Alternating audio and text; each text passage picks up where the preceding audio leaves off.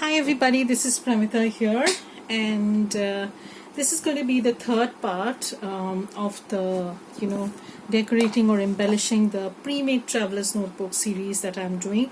Probably this is where, not probably, but I'm definite, this is where we're going to glue down the pockets that we had already prepped, and I have stitched some of them, I have not stitched some of them. I'll see which one needs what, and then we'll do according to that. So let's open this. We have this on the front, and this will come last. I'm going to glue this last, and I'm already ready with my glues. So basically I use PVA glue. So I'm going to glue this first. The edges are all inked up, and I'm going to keep the top open because this side has the stabs, so if you want to put a card or something in, this might be an obstruction. So if you put a long tag, then it will smoothly go in. So I'm going to glue this on three sides and keep the top part open. So this is a very thicker quality. I mean, this is sturdier than the regular PVA glue that we use, and this is actually very, you have to be very quick with this, it is since it's very dense, what happens is if you do not glue this quickly, it will just dry up. So I have this, and now I'm just going to turn this.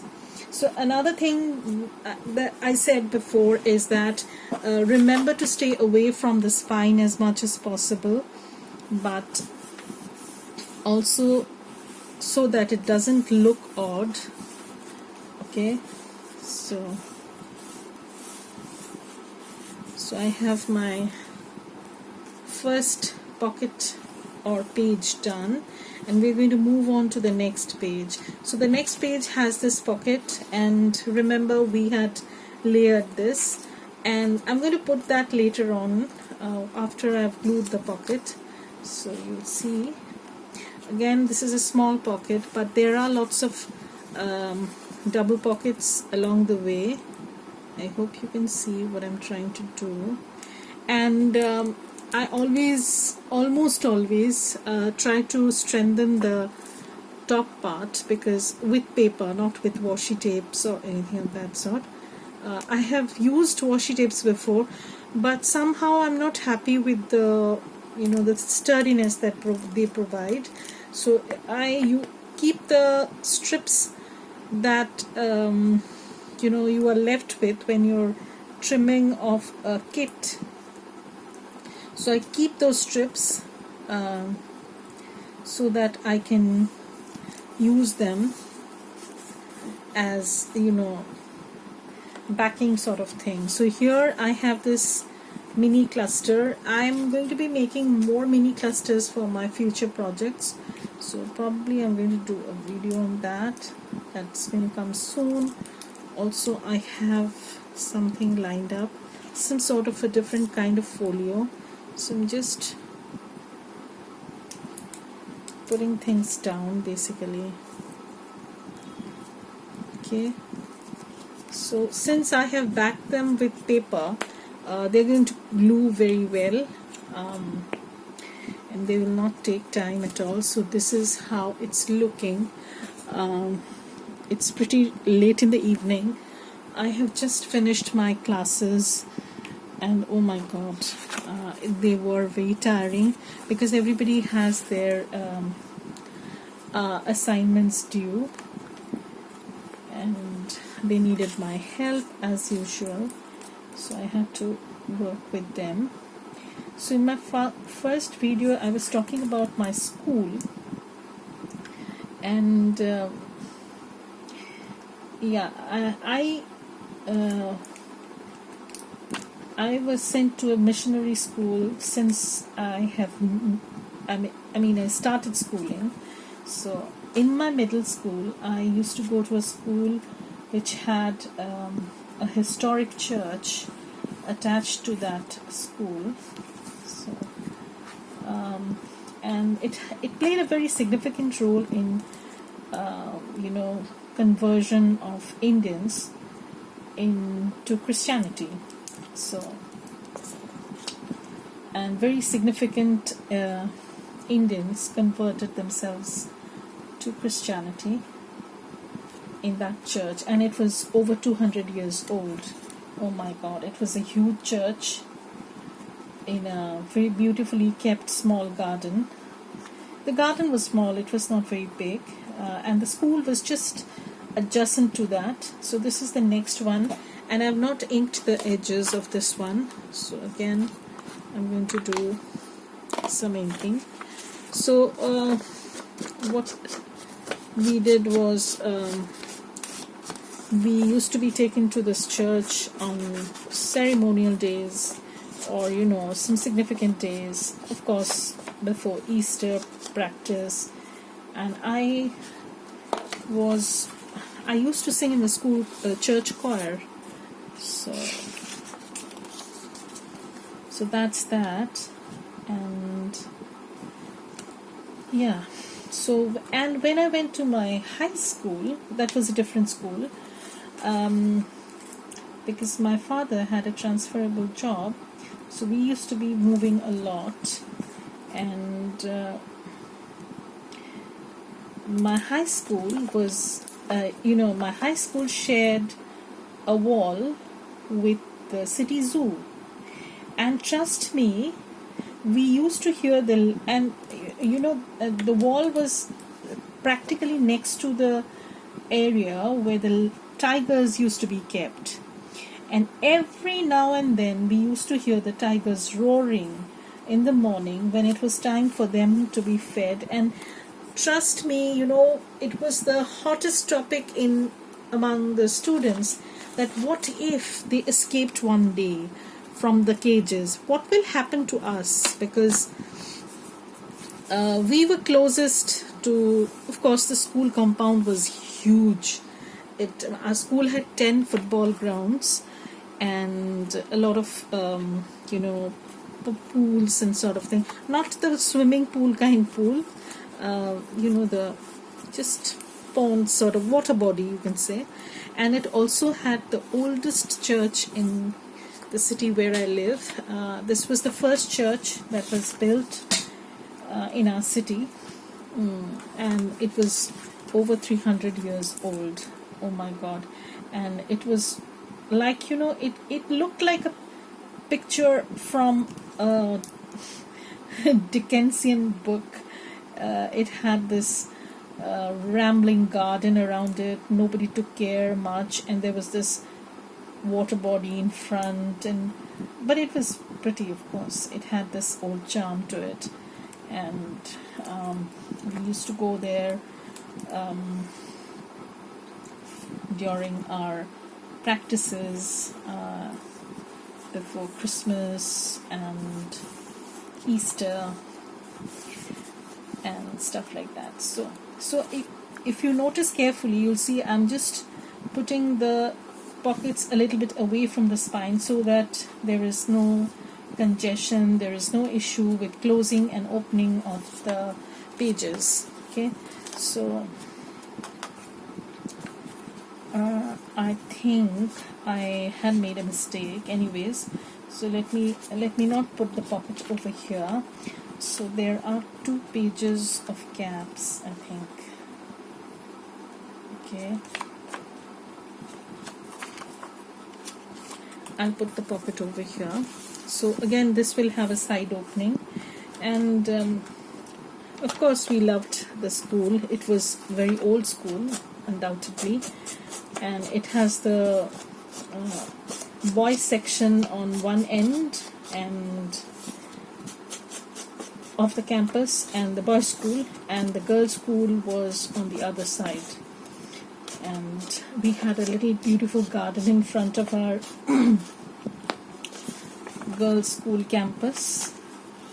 And whenever it used to be winter, like I had art as my subject, so what our art teacher used to do was she used to take us to this garden in winter, like now in winter in my city is not that cold, okay, so it used to have a nice warm balmy kind of weather, very comfortable, and the rooms used to be very chilly because it was an old school, very old building. So we used to sit in the garden and do nature study. And in the summers, when we had our classes, we used to do paint compositions, you know. We used to be given a topic and then we had to paint a composition. So that's how I was introduced to art, and I enjoyed my art classes definitely. It was fun time, you know, enjoying ourselves in the school garden, and also sort of chilling out with friends. It was a great time, and of course I started dabbling in other forms of art like collage. We also did some I don't know if you have heard it, it's called lino cutting sort of thing. And actually in the art class, you know, we also had to learn the theoretical parts like the color chart and how you should mix colors and what colors go with what and how you can keep your paintings attractive and stuff like that. So I think that played a very important part in building an eye for art, perhaps. I don't know, like I had not practiced art for a very long time, and then I went back to it with a vengeance after my son had grown up. He started going to university and stuff like that. So that was about after a long hiatus of 30 years. So anyways, so here I am. So this is what I was chatting about in my first video, and it got so lengthy. Oh my god, I simply lost track of time, and I also forgot when my camera stopped recording altogether, so that was pretty annoying. So I have that pocket which I have not done anything. I'll keep that in mind. And 1, 2, 3, and I'm going to put it over here. Yeah, so I'm going to put this pocket over here. So that was how I had my schooling, and since I was in a missionary school, it was extremely strict environment, no fun, all girls school, but still we had fun anyways. Since I was pretty favorite among the teachers, I was on the elocution team for my house. I was also, as I said, I was also in school choir. Also, I was in the quiz team, and we had to give tests, you know, like we were not just randomly selected. We used to have these tests where our performance determined whether we will have a place in the school quiz team or not, because we had to represent the school somewhere outside, you know, inter-school and stuff like that. So that was important, so that you don't let your school down. So those were important things that I did. But then, you know, when I got married, I had my son and I stopped doing everything. He was the only thing I concentrated upon. Okay, so this one I will have in the side opening. I can glue the 3 sides because it has a top tab, this one. But then when he started going to the university, I resumed my hobbies, and look where I am. So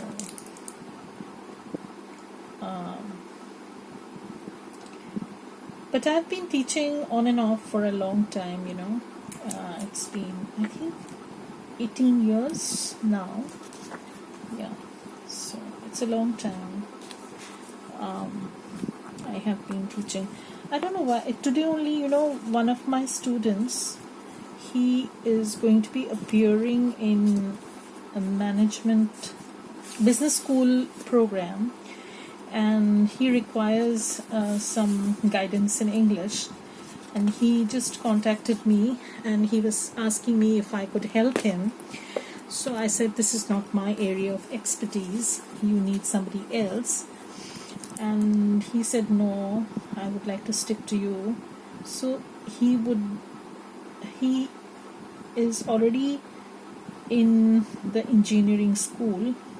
He'll become an engineer next year, but he wants to learn English. I mean, take some sort of backup classes from me, for which I really don't have the time, honestly. Okay, so this is an envelope I made without the envelope punch. So I'll show you the trick in the next part, not in this one, because otherwise this part is not going to end ever. So I'm going to, so all the pockets have been sewn in, and as I said, I always try to put a little bit of extra paper at the lid. This strengthens the pocket, even though I'm using a pretty thick kind of paper, but still I prefer doing that. So I'm going to again steer clear of the spine area, and I'm going to put this over here.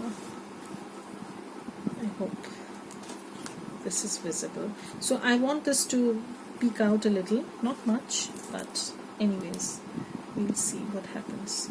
So I have the paper backing, which will help to put, you know, kind of extra strength to this, and also, you know, the paper glues well with paper, so there's no chance, unless you want to tear it off, of this to come off.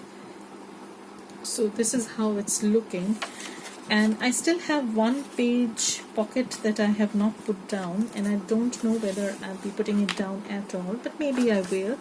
We'll decide on that. So this is the double pocket that we did.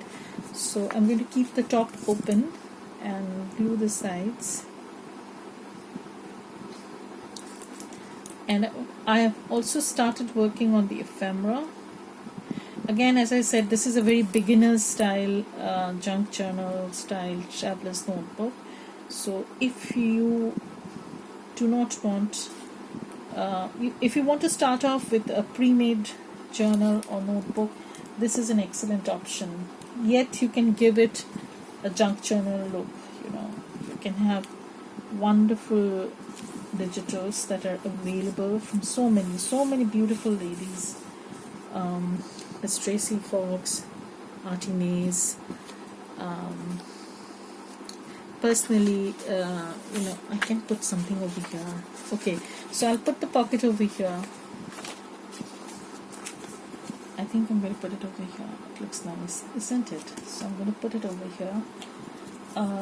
Again, I've not decorated this or anything. I will do that perhaps later on. We'll see, because I can always glue something down, a little bit of cluster or lace bit or something. So you can use digitals from all sorts of designers. You don't have to use everything from me. There are many people around, and you can just trim the papers. But remember one thing, as I said again and again, steer clear of the spine. So that's the key thing. If you put it too close to the spine, then you won't be able to close it. Okay, so here is the last page, which will have the side opening. So I'm going to glue the three sides, and then we will start working on the ephemera. Actually, I have already gathered some papers that I'm going to use in the ephemera, and some I already have pre-made bases, as masterboard collage sheets that I had created, not digital, physical. They just need some extra focal points, okay, and then they will be good to go. So here we have our journal more or less ready, and also at the back I have used this, so I'm going to glue that up. I'm going to use this white glue because this is too I don't know if this is going to come out or not. Okay, so it's not going to come out, no worries. Just going to close this up. Okay, this is a very thickish kind of glue, you have to squeeze the bottle too hard. As you can see, it hardly comes out, but it is very strong. And though they say this is a craft glue, the company says, but it's really tough. Okay, so my back pocket is also done, and now I need to put the front element. So remember, we had decided to create this as a pocket, and here I have again strengthened the lip sort of thing. So I'm going to put this, and maybe I'm going to put some lace snippet later on, I'm not sure yet, but here we are. I'm going to